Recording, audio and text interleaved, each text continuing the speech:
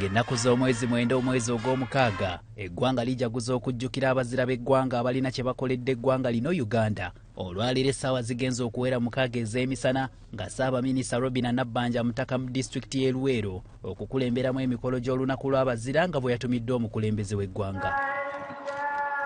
Omukolo guno gwetabiddwako abantu ab'enjawulo okuli bannaddiini, bannabyabufuzi, abakulembeze ab'enjawulo, abantu ba bulijjo ssaako n'abazira abawerako abaweereddwa emidaali okusiimibwa.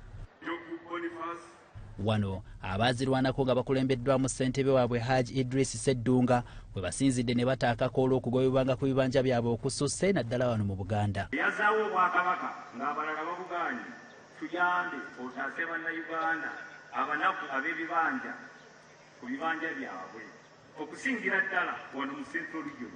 Bano bagamba ababaka b'omukulembeze w'eggwanga mu disitulikiti ez'enjawulo banafu nnyo nga tebasobola kubaako na kye bakola kulwanyisa nkaayana ku ttaka ng'ate abasinga obungi basazeewo kuzeenyigiramu olwo abantu ne babula we banywa amazzi ekireetedde embeera yaabwe okubijja. Obuyinza bwe muba ba RDC ow'ekitiibwa Prime Minister wagaba panado RDC agamba tojja mugobawo bwe bakyusa RDC ne baleeta omulala ogenda okulaba oli abatatayingira mu nsonga ezo ng'ekkooti yawadde ekiragiro ekimugobawo kubanga obwannannyini ku kibanja oba ku ttaka lisiiti ebakyapa naye oli agenda n'aleeta endagaano bagikyalenjinga mu kkooti. Alice Kaboyo ng'ono minisita Luweero Triangle ategeezezza nti wakyaliwo bingi ebibanja mu disitulikiti y'e Luweero NRM gye yalwanira okujja mu bukulembeze nga muno mulimu ebyenjigiriza, ebyokwerinda ssaako n'enguudo ezikyali mu mbeera embi.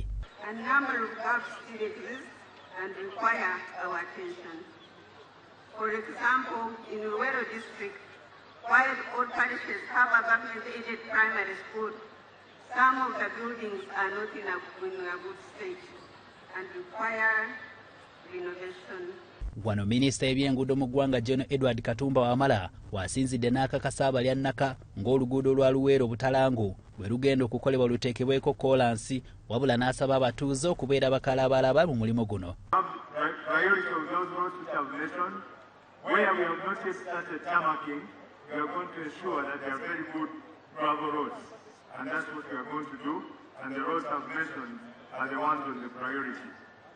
I want to request the people of Luweero and those areas where these projects are going to be, first of all, to identify themselves to these projects, because these are their projects.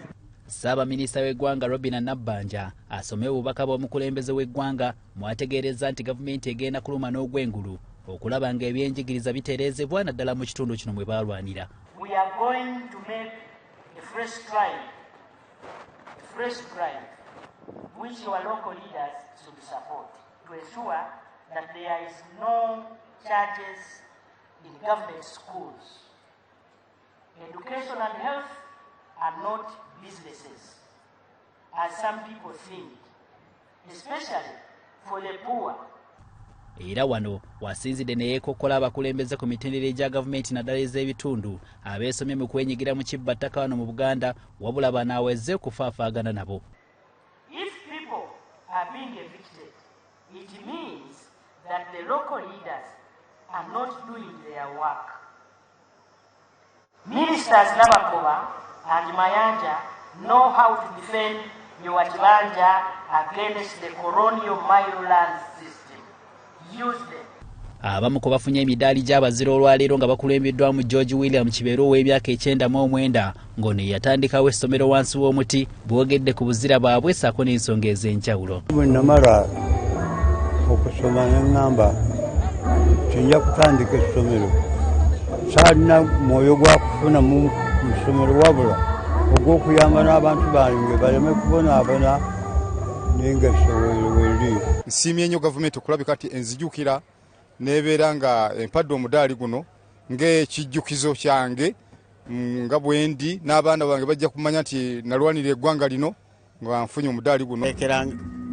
Balowooza nti gaali gasajja ganene naye nga butono ffe twakolanga omulimu. Hasif Sekiwunga ne Samuel Kawoya, BBS Terefayina, Ageesigika. Bannayuganda bakubaganya empawa ku ky'omukulembeze w'eggwanga Yoweri Tibuhaburwa Kaguta Museveni okuddira obuyinza bwe n'abugonnomola ku Ssaabaminisita Robinah Nabbanja n'alekawo bo bwe balowooza nti oba oliawo be babadde bagwanidde okusigala mu ntebe nga bakulembera eggwanga mu kaseera nga pulezidenti aliko bbali. Bangi balowooza nti omumyuka wa pulezidenti omukyala Jessica Lupo, sipiika paalamenti Anita Among oba Ssaabalamuzi kwe kwandibadde kuva addira pulezidenti mu bigere so si Ssaabaminisita Robinah Nabbanja. Wabula ne bannamateeka balungamiza ku nsonga eno singa pulezidenti tabaawo ani alina okugira nga atudde mu ntebe ey'okukulembera eggwanga.